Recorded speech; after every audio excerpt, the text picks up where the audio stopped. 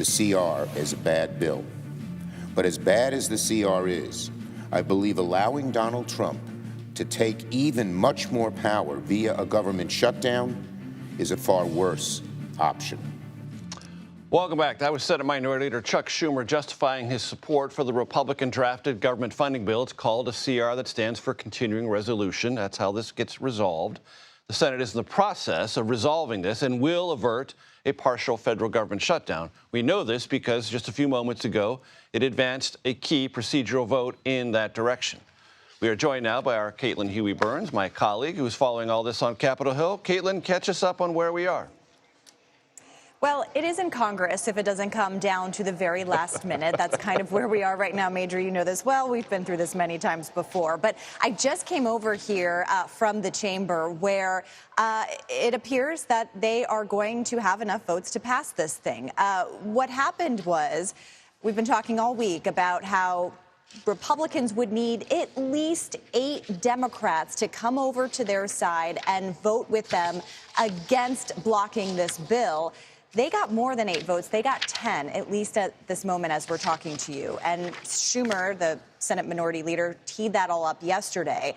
And what this has really done has caused a rift within the Democratic Party right now. That's kind of been the biggest story of the day up here. This budget bill, this funding bill, is now likely to pass later on tonight, averting a government shutdown. But Democrats are still trying to figure out where they go from here, given that they had to essentially fold here.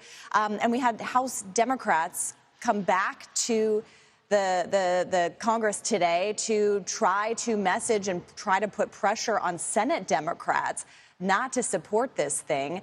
And, you know, they really weren't successful. And I actually asked Democratic leader on the House side, Hakeem Jeffries, kind of where they are here. Take a listen to what he had to say.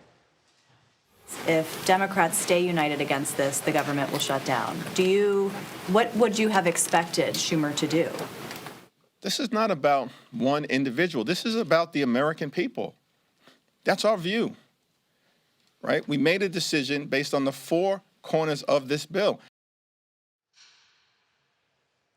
And it was very notable today, Major, that Jeffries was asked several times by reporters in that room whether he had confidence in Chuck Schumer, and he would not answer the question, which I think is very telling right now. You have a lot of Democrats who are upset with Schumer for providing this political cover to get this bill onwards. And Schumer's argument was, look, we are between a rock and a hard place right now. We don't have the leverage we think we do, and if we don't act now, the government will shut down, and that could be catastrophic for the very federal workers we're talking about protecting. So this bill will pass tonight, but Democrats still have a long way to go in figuring out how they message, strategize, unify from here. And Caitlin, picking up on the last point you just made, and Chuck Schumer gave voice to this, his concern, shared by obviously 9 other Senate Democrats, that if there is a shutdown of any duration, it will empower Elon Musk and the Department of Government Efficiency to go farther faster.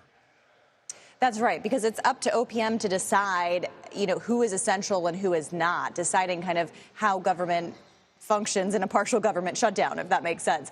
So there was this concern among Democrats, especially voiced by Schumer, that a shutdown, in addition to all the havoc it could wreak on workers and the economy as well, that it would also further empower Musk.